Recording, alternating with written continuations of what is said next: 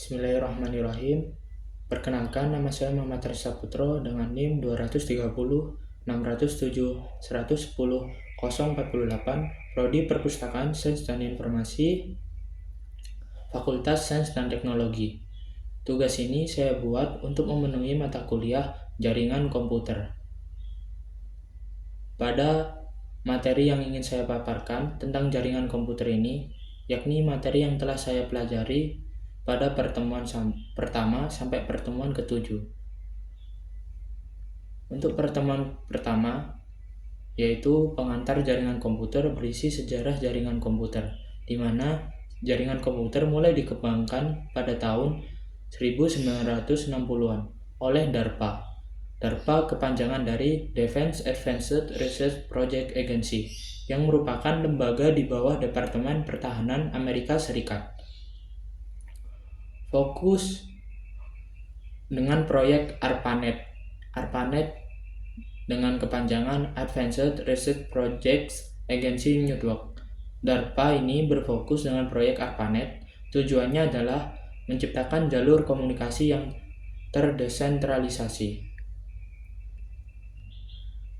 Kemudian fungsi jaringan komputer dan tokoh-tokoh penting di dalamnya, yaitu yang pertama adalah beliau Leonard Kleinrock, disebut juga Bapak Internet. Kemudian Vinton Cerf, beliau adalah ilmuwan komputer. Kemudian Lydia Perlman, insinyur jaringan komputer. Jaringan komputer ini memiliki fungsi utama seperti resource sharing, yakni berbagi sumber daya, kemudian komunikasi data, dan remote access. Pada materi yang kedua, yakni konsep dasar jaringan komputer dan topologi, di mana pada bagian pertama membahas komponen dasar komunikasi data. Dalam komunikasi data harus terdapat pengirim, yakni transmitter. Kemudian terdapat penerima yang disebut receiver. Kemudian alat komunikasi, media komunikasi, dan informasi juga harus ada pada komponen dasar komunikasi data. Jika di komputer, transmitternya adalah perangkat keras seperti LAN card dan medianya seperti kabel. Kemudian bagian kedua, terdapat topologi jaringan komputer. Topologi adalah bentuk atau struktur fisik dari jaringan komputer. Topologi juga bagian yang sangat penting dalam menentukan bagaimana suatu data dapat dikomunikasikan di dalam jaringan, terutama ketika banyak beberapa perangkat yang terlibat. Beberapa contoh jenis topologi seperti point-to-point, yang menghubungkan dua komputer langsung menggunakan kabel UTP. Kemudian terdapat bus, menggunakan kabel koaksial dan terminator di ujung kabel. Jenis topologi bus ini sangat rentan terhadap data collision. Kemudian yang ketiga terdapat tree. Tree berupa gabungan dari topologi star dan bus. Kemudian star sendiri adalah fungsinya menghubungkan hub atau switch sebagai pusat jaringan. Kemudian terdapat mesh. Setiap perangkat memiliki jalur khusus ke perangkat lain, dan ini adalah disebut mesh. Biasanya mesh digunakan pada jaringan nirkabel. Kemudian pemaparan materi yang ketiga, yakni protokol standar jaringan, di mana pada bagian pertama, protokol standar jaringan komputer. Protokol adalah aturan standar yang digunakan untuk komunikasi data yang di dalam jaringan komputer.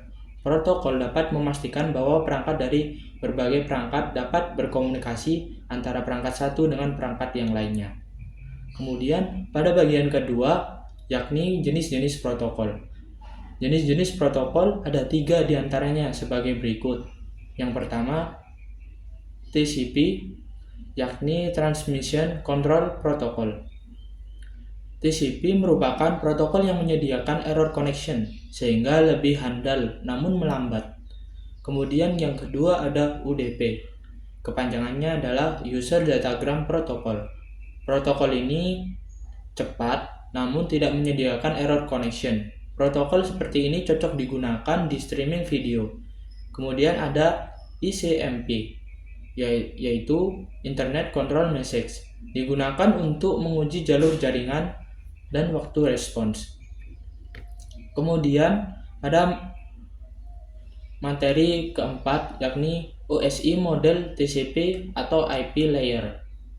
Pengenalan OSI model ini merupakan sebuah peta yang menjelaskan bagaimana komputer berkomunikasi dalam jaringan. OSI model terdapat 7 lapisan. Di setiap lapisan memiliki fungsi khusus dalam proses komunikasi. Di antaranya yang pertama terdapat data. Data terdiri dari 3 bagian unsur yakni application, presentation, session. Yang kedua ada segmen. Segmen terdiri dari transport. Kemudian yang ketiga ada package yang di dalamnya terdapat network. Kemudian yang keempat ada frames yang di dalamnya terdapat data link, dan kelima ada bits yang di dalamnya ada vehicle. Kemudian pada bagian OSI ini, tujuan OSI reference model ada 3. Yang pertama memberikan bahasa umum agar semua pembuat perangkat jaringan bisa membuat produk yang saling berkomunikasi. Yang kedua, memudahkan perbaikan masalah karena kita bisa berfokus pada lapisan tertentu saat ada gangguan. Yang ketiga, yakni menyederhanakan pengelolaan jaringan dengan membagi tugas-tugas ke dalam lapisan yang berbeda. Materi yang kelima ini membahas mengenai perangkat jaringan komputer, di mana di dalamnya terdapat pengenalan jenis-jenis perangkat jaringan komputer, seperti hub, berfungsi menghubungkan beberapa komputer dalam satu jaringan. Kemudian terdapat juga switch yang menghubungkan komputer dengan lebih efisien dengan menggunakan timetable. Kemudian yang ketiga terdapat router, menghubungkan lebih dari satu jaringan komputer dan menentukan jalur pengiriman data. Kemudian yang keempat terdapat modem, yakni mengubah sinyal digital menjadi analog ataupun sebaliknya. Kemudian pada bagian kedua ini membahas jaringan komputer berdasarkan ukuran. Berdasarkan ukuran di sini yang dimaksud adalah ukuran jarak. Bagaimana yang disebutkan? Yang pertama, dari jarak terpendek terlebih dahulu terdapat PAN, yakni personal area network, di mana personal area network ini jaringan nirkabel jarak pendek. Jaringan nirkabelnya berjarak sekitar 10 meter untuk perangkat pribadi dengan menggunakan teknologi seperti Bluetooth, Wi-Fi Direct, dan NVC. Kemudian yang kedua terdapat LAN, yakni Local Area Network, di mana local area network sendiri mencakup area terbatas seperti gedung dan kantor dengan menggunakan koneksi kabel atau nirkabel dengan kecepatan yang tinggi. Kemudian yang ketiga terdapat MAN, Metropolitan Area Network, di mana MAN ini menghubungkan beberapa LAN dalam satu kota. Contohnya jaringan antar kampus atau universitas. Kemudian yang keempat ini terdapat WAN, yakni Wide Area Network, di mana Wide Area Network ini menghubungkan banyak LAN atau MAN yang terpisah dari jarak jauh. Dari jarak jauh ini disebutkan yakni antar negara atau antar benua. Biasanya WAN ini dimiliki oleh organisasi besar sebagai jaringan privat. Kemudian pada materi yang keenam ini yang membahas media transmisi jaringan komputer, dengan bagian pertama pada pembahasannya yakni OSI layer 1 physical layer, di mana mencakup peralatan fisik dalam transfer data seperti kabel dan switch, mengubah data menjadi byte stream, kemudian menetapkan konvensi sinyal untuk membedakan antar perangkat. Kemudian pada pembagian yang kedua terdapat klasifikasi media transmisi. Klasifikasi media transmisi itu dibagi menjadi 2. Yang pertama ada media terpandu, di mana media terpandu ini memiliki bagian-bagian seperti kabel koaksial. Kabel koaksial ini berkecepatan minimal 10 Mbps sampai jarak maksimalnya 30 meter, digunakan dalam topologi bus dan ring. Kemudian terdapat twisted pair, di mana twisted pair pasangan kabel yang dipilih untuk mengurangi interferensi elektromagnetik. Jenisnya seperti UTP dan SDP. Kemudian yang ketiga terdapat fiber optik, di mana pada fiber optik ini media transmisinya adalah media transmisi tercepat. Jenis konektornya seperti LC, SC, dan ST. Kemudian pada bagian yang kedua, yakni media tidak terpadu. Sementara pada bagian pertama tadi telah disebutkan, yang pertama tadi adalah media terpadu yang terdiri dari 3 kabel koaksial, twisted pair, dan fiber optik. Sementara pada bagian yang kedua ini terdapat media tidak terpadu yang terdiri dari Wi-Fi, infrared, IRDA, microwave.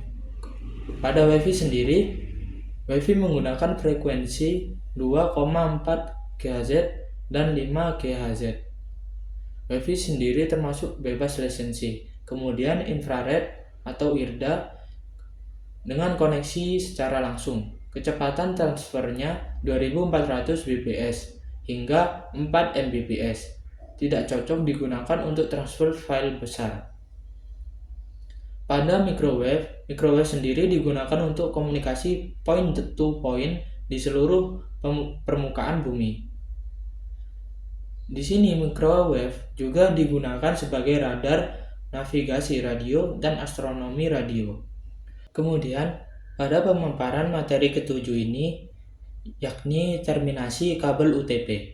UTP sendiri kepanjangan dari Unshielded Twisted Pair, di mana terminasi kabel UTP ini menghubungkan ujung kabel ke konektor yang disebut RJ45 agar bisa terhubung ke perangkat jaringan. Proses ini dilakukan dengan ketelitian dan kehati-hatian agar tidak terjadi kesalahan pada urutannya.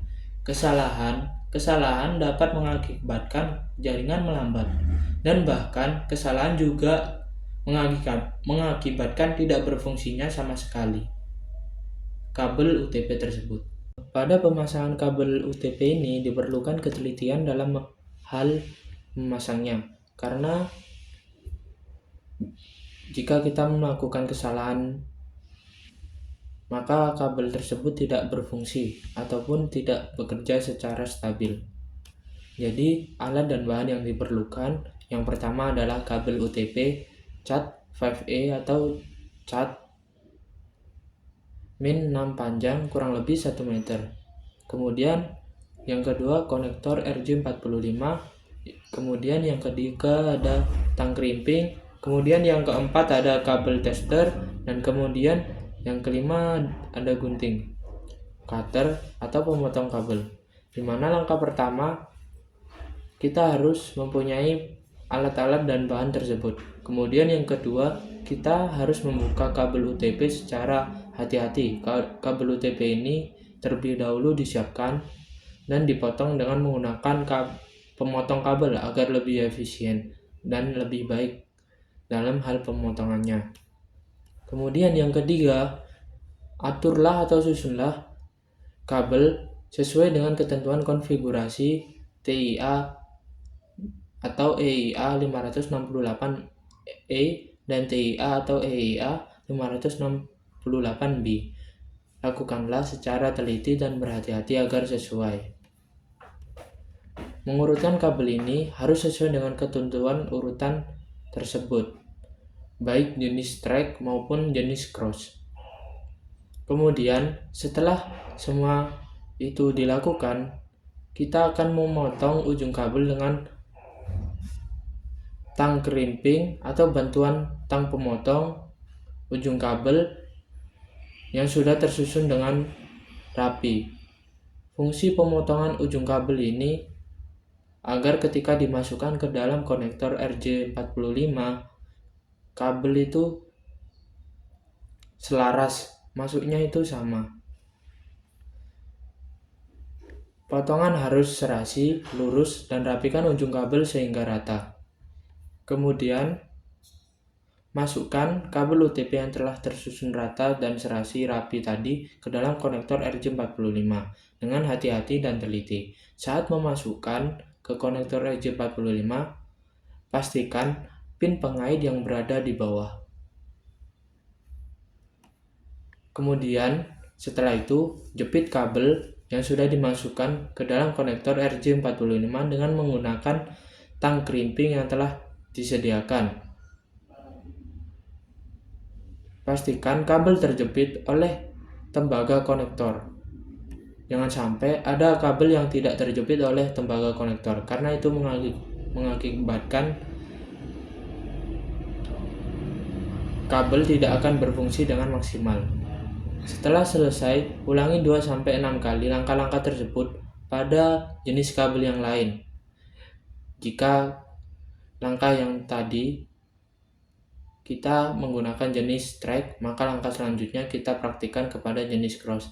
Jika langkah yang tadi kita menggunakan jenis kabel cross, maka selanjutnya kita akan menggunakan jenis kabel yang track. Ulangi langkah-langkah tersebut sampai benar-benar berhasil. Kemudian setelah semua kabel siap dan selesai dengan baik, hubungkan kabel dengan line tester untuk mengecek bagaimana kondisi kabel atau koneksi kabel, apa sudah stabil apa belum. Jika lampu indikator pada line tester tidak menyala dengan baik, dan jika semua pemasangan terminasi kabel UTP benar dan tepat, maka lampu indikator line tester akan menyala dengan baik. Tidak seperti pada saat lampu indikator pada line tester tidak menyala dengan baik, maka bisa disimpulkan terdapat salah satu kabel yang belum tepat pada proses terminasi atau pemasangan kabel UTP ke konektor RJ45 tersebut. Terima kasih, sekian materi yang dapat saya sampaikan untuk memenuhi tugas UTS jaringan komputer. Apabila ada kesalahan, saya mohon maaf. Wassalamualaikum warahmatullahi wabarakatuh.